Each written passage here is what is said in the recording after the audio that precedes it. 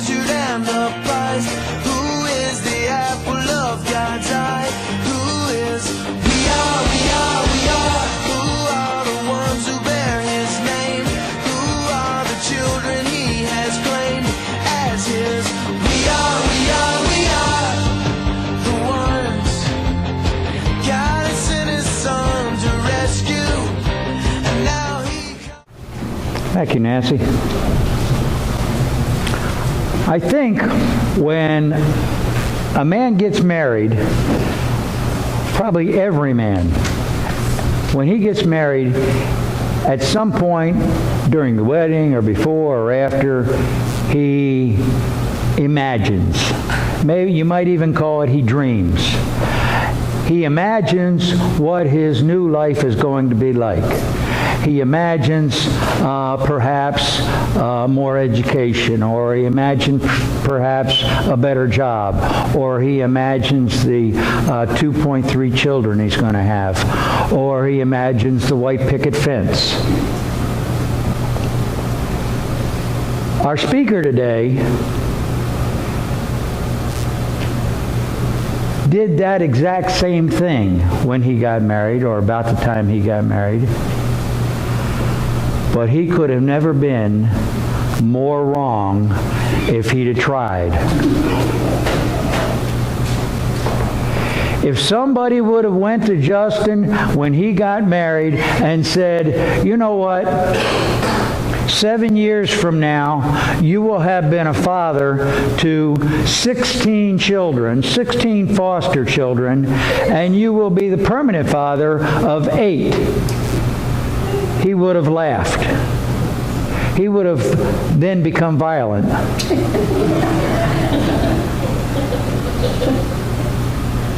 But that is what I love about Justin so very, very much. Because God doesn't always tell us the paths that he's going to put us on. As a matter of fact, he wouldn't dare tell us some of these paths, because we'd turn around in the other direction. So he makes it a surprise. And then it's our job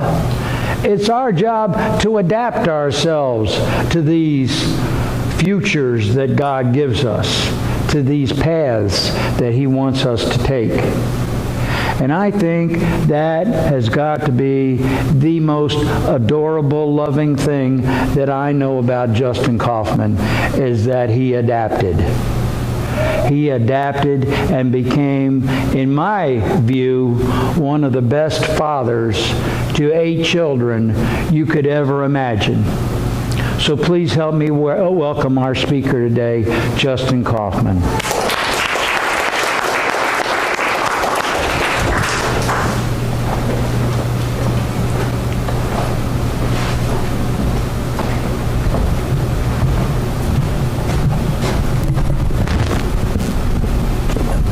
Can you hear me? We're good? Okay. Good morning.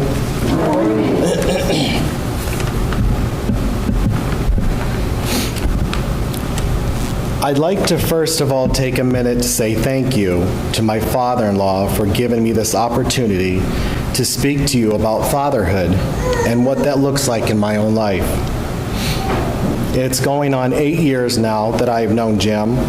He has always been able to look at situations, look past the faults, forgive, and still love unconditionally.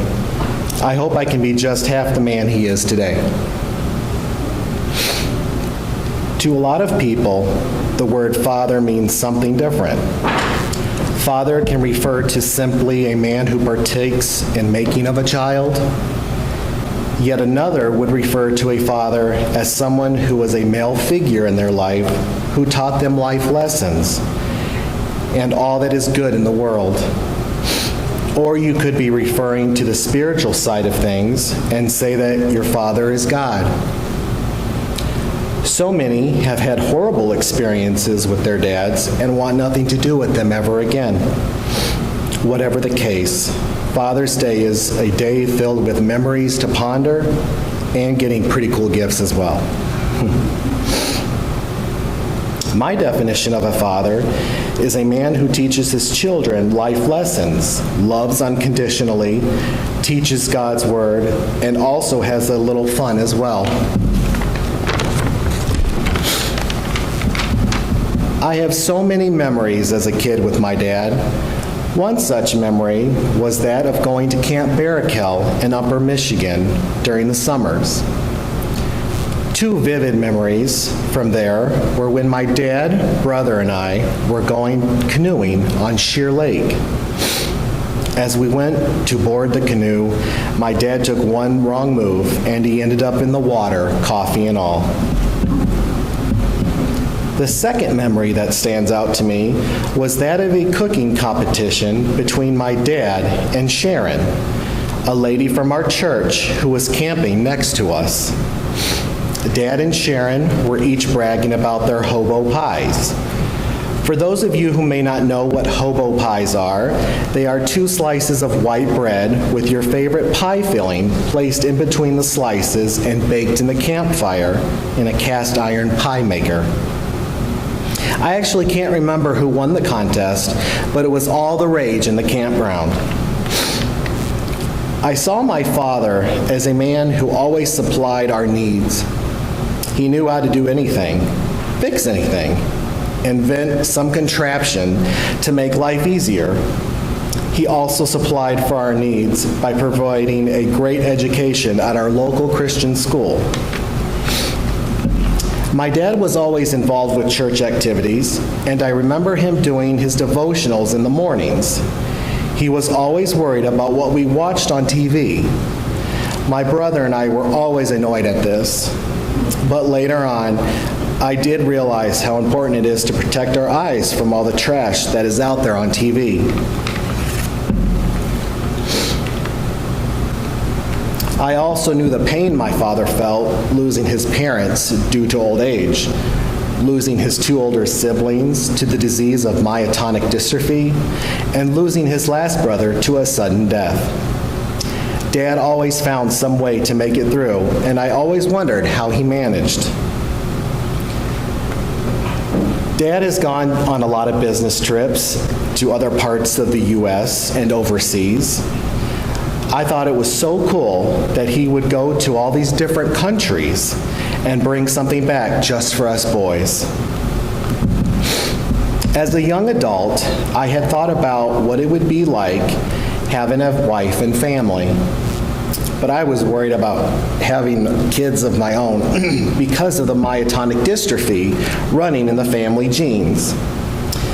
Adoption had always been on my mind, but I had no one to share all this with. Finally, in October of 2008, I met my wife Amanda for the first time.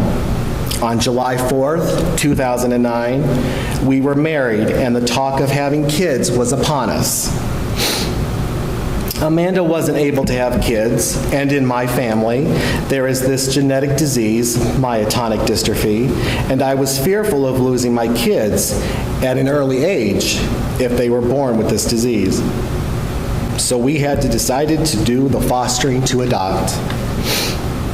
In 2010, we were approved to be foster parents and got 2 little girls. Micaiah was 3 years old, and Maya was 18 months. The agency had said they would be ours indefinitely because their mom was continually messing up. This proved not to be the case, and Amanda and I were devastated. We had Micaiah and Maya for 9 months. During the last months that Micaiah and Maya were with us, we received siblings, brother Savion, who was in elementary school, and sister Shania, who was younger. We had our hands full with the 2 of them. Shania would kick toys across the room and throw these fits like there was no tomorrow. Savion would smack the backside of other kids in the school lunchroom, and I would have to go to the principal's office to discuss the consequences for him. I have never been in a principal's office more than those times. On Easter weekend in 2011, Micaiah, Maya, Savion, and Shania all went home to their respective moms. That weekend was very tough on us and left us wondering if we should continue being foster parents. We stayed committed to the journey, and soon there was another call. A little girl named Alexa came to stay with us, but only for 24 hours. But the story was truly heartbreaking that she had endured. Even for such a short time, to see the evilness of sexual abuse. I thought to myself, how will she ever trust a man again? We had gotten a nice break from the responsibilities of parenting when the phone rang again, asking us to take care of twin baby boys that would be born any day now. We were excited beyond belief. We went to the hospital in Kalamazoo and picked up the twins, who were 3 days old. Cameron and Cartier were such a joy and a learning experience for me. We were able to care for them for 5 months. I remember the scary time we were told Cameron supposedly had a blood disorder and that he would not live to see high school. I had questioned God on why he would give these boys to love and to care for just to see Cameron die at an early age. But it turned out all right because we found out that the lab had misread the tests. Of course, there were good times too. I remember arriving at daycare to pick them up, and Cameron would have this biggest smile on his face from being able to be outside in his stroller. It was another devastating blow when these twins had to leave us and go home to their biological mom. I look back at this time of fatherhood and wonder how I got through it. But I did it, and it was all due to my Heavenly Father. Not long after Cameron and Cartier went home, we were summoned to our agency. We were told about 4 brothers, Aaron, Isaiah, Brandon, and Sean. They were actually up for adoption. We jumped on this and began our 6 months of fostering the boys before we could apply for adoption. On a sad note, Isaiah was not able to be adopted due to a technicality in the system. He was to be placed with his father. He had never seen his real dad. When visits started with him, Isaiah's behavior got out of control. It tore me up inside to see this little guy suffer emotionally through all of this. What a huge blessing our first 3 adoptions were. Aaron was adopted in July of the following year, and Brandon and Sean officially adopted in November of that same year. Aaron is our artist and loves to dance. Brandon is our chef and tech guy. And Sean is our sports-minded dynamo. There have been ups and downs, adoption parties, hospital and ER visits, changing of schools, birthday parties, vacations, VPS at Grandma and Grandpa's, 4th of July fireworks, and spontaneous ice cream runs, the Porter County Fair, and also visiting the apple orchard and pumpkin patches. And there was so much more. But God wasn't done with us yet. The blessings kept coming in yet another set of twins, Lily and Cal. They arrived one summer night at 4 months of age. The future looked bleak at times, but it all worked out in the end with us officially adopting them into our family in March of this year. Lily is a sassy princess who loves everything pink, princess dresses, and mermaid tails. Cal is spunky and energetic and an all-boy charm, and he is full of humor as he lives his life to the fullest each and every day. On top of all this, in the fall, our agency approached us about adopting a sibling group of 3 whose parents' rights had already been terminated. David, James, and Kaylee joined our family in December of 2016. These kids have added a unique blend of temperaments, abilities, and challenges to what we have already in place. David is our superhero wannabe. James has an ability to love everyone. He keeps saying that everyone is in his heart. And Kaylee is also our princess in purple, who loves to play in the sand. We look forward to their adoptions being finalized later in the summer. That's a total number of 8, folks. This whole experience has been a roller coaster ride, but well worth the struggles for completing our family. Never in my wildest dreams could I have imagined being the father of 8 kids. But it has been such a blessing, a joy, and an appreciation of watching how God has worked in our lives. Many of you may be asking, how do you have time to be a father to these 8 children? Or, how do you make time for all of this? It is hard. I do feel God provides situations for me to interact with them on an individual basis. For example, as I was sitting at the kitchen table, pondering these thoughts to share with you today, David came up and put his arm around me, as does he many times, and asked what I was doing. I shared with him I was going over my thoughts on being a dad. He patted me on the back and asked if he could sit down and watch me. I said, of course, that was fine. So he sat for a while and chatted until it was his turn for a shower. This is time well spent. I'd like to thank you all for listening to my dad story so far.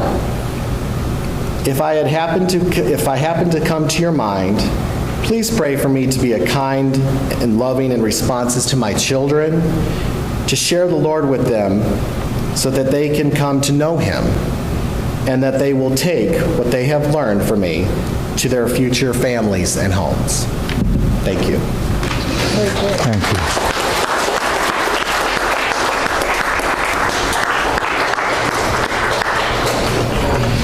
Let me just add to that fatherhood today is a whole lot different than fatherhood when I was a father. I have only ever changed one diaper in my life, and that was by mistake. This poor guy, he's right in there. So my hat goes off to these modern-day fathers who are actively involved in the taking care of their children. And when you have to take care of 8, well, I guess you have to be. But I just, I thank and appreciate Justin so very much for his response to God's call, and my daughter as well. So please now turn to one of our all-time favorite songs, whether we're talking about fathers or we're talking about mothers. It's our offering and communion song on number 278 called Amazing Grace.